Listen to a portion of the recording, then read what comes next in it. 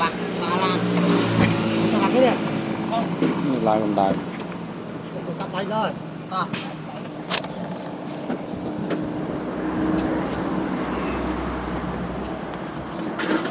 chơi chơi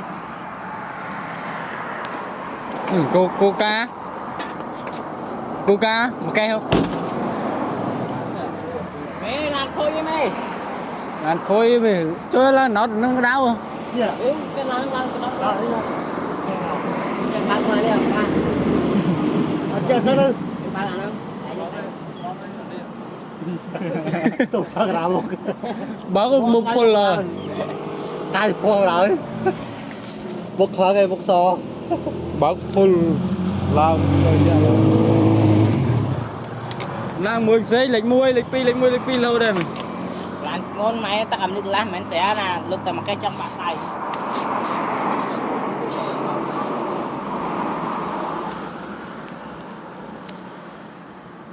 hai lần vô hai những cái không bật lại to mất bay rồi với tặng nó tao làm bay bay tặng không rồi là ai tê mà tao làm bạn chơi tao đâu phải làm gì đâu ơi ôi trời các bạn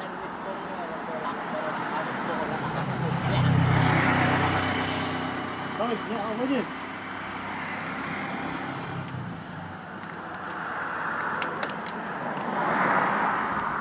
trời ơi bố là con lao mà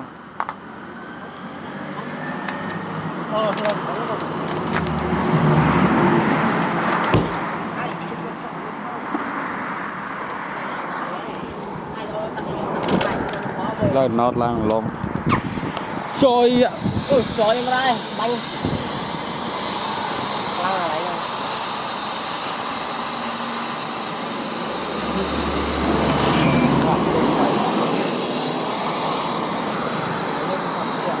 rồi vô mi mà xong hai con mi á không mi nè cái đạch bay vô mi mà xong này đạch bay là cái gì ơi thật chả bạn pha chặt tắc trôi bây giờ chả ở tham gia tắc thì phun cho nhau chặt tắc á tập về chặt từ vô tới bây dạ vậy ở đây ở đây ấy cho đây bây giờ nhưng cho đây biết phun mới tắc như tí nữa ấy cái mưa thật cái này chắc mà tăng cái lúc này ơi tăng được cái lúc này nè man mình tăng vào bên nào còn cho tôi trâu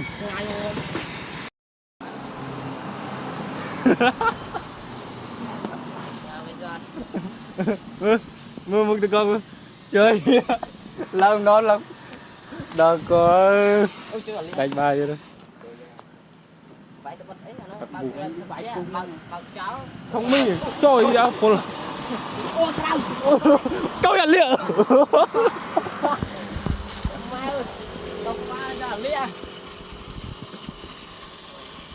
ăn cờ đây nào làng lòng đi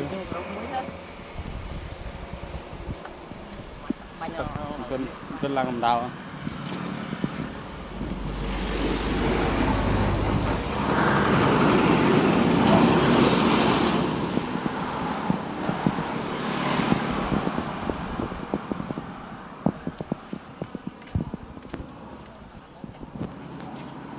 rồi tắc đá đâu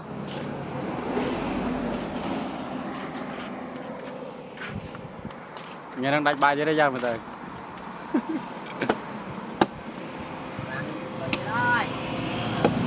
rồi đánh bài dưới đây nè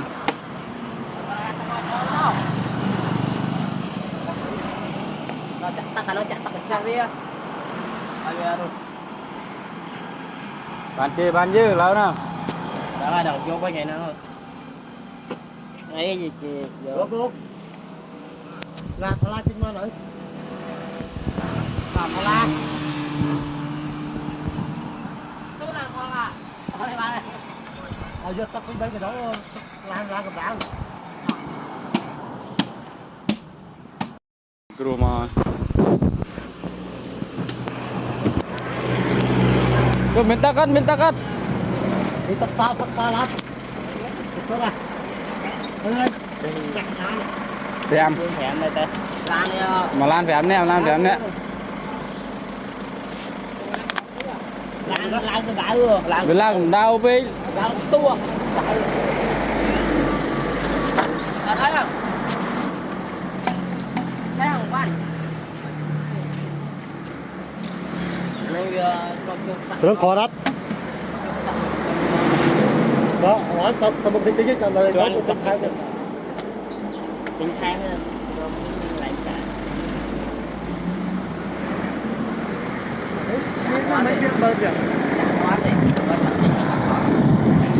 Dạ, khó hai.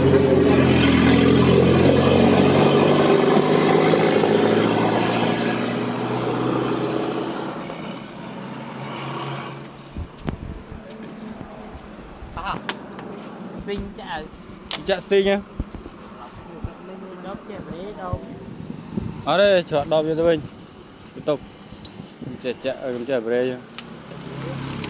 Dạ, đã là thấy nhon. Hai nữa. Mình lấy nha.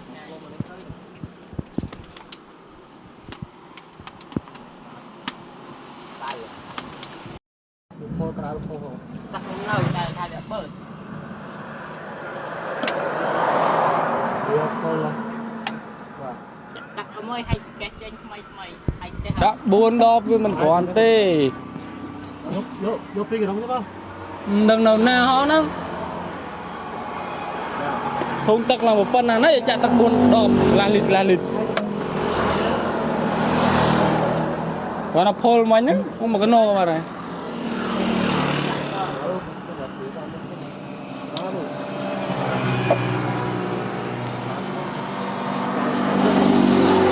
mình thu mấy con ong mình tê trời.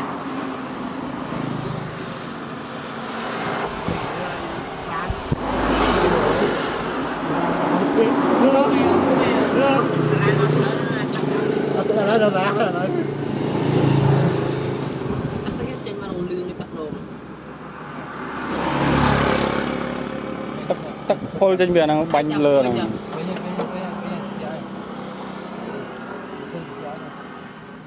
Mấy này dương mình cho bao nhiêu lang cái đá. Thôi thay ta được thay ta đi. Ở đây con cục pê đây. Tôi dùng bao nhiêu môi tiết cục pê mà. Nhưng ở đây mà lại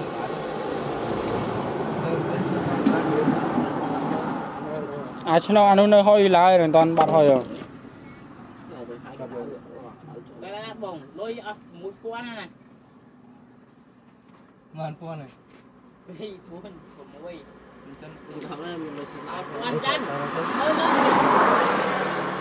Cục pê tên lá cho chén. Mấy tê. Ấy tên là Chết lừa sẵn anh múc này. chạy cho vào sẵn. Chạy lừa tao băng này, chạy cho sẵn anh nữa.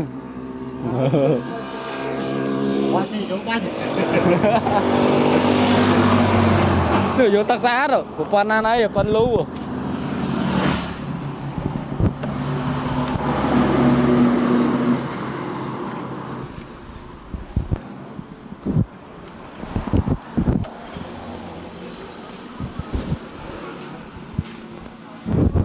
Là kẹp đó.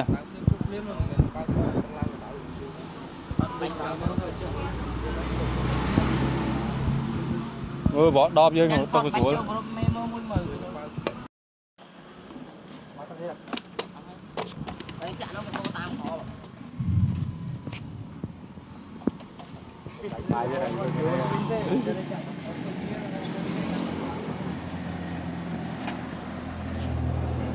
Chọn. Lan nào có sói. Đã qua lan đã chụp chay mà đó. Qua thả lan đánh bài.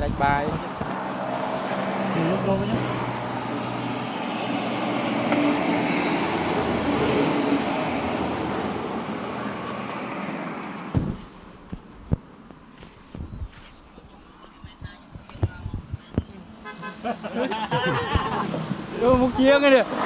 Chiêng à. Chiếc sốt. Tiền 2 tỷ. Hai chiêng mà. Chắc là tắt con.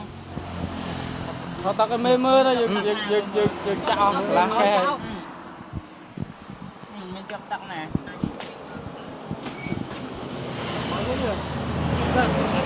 Được tắt lăng lơ lăn rồi nhỉ. Cho quên coi nè không được chia rồi.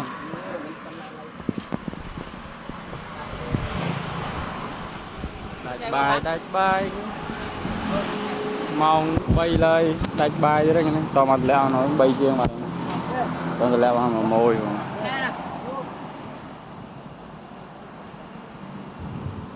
nghịch liếng điên đóเลยđại bài này nè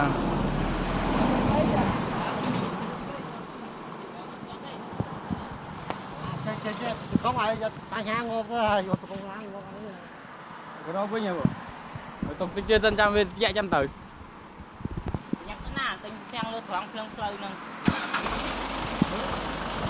phải đem xe đây toàn thở hoa phun lấy lật dân đấy lật dân đây sao chạy tình thôi toàn thở pro phun rồi họ nó ta anh chụp lên con này cho người ta đó con sang lá chặt tóc cho chặt giò chặt đầu không một cái hở anh rồi một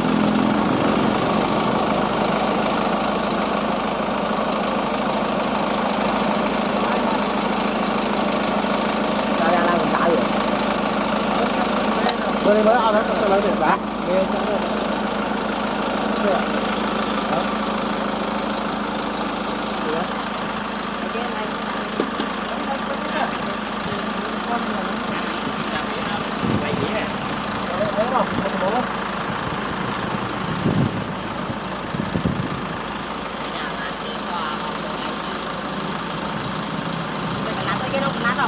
Đà Lạt nó đánh bài đấy, ngon lắm à.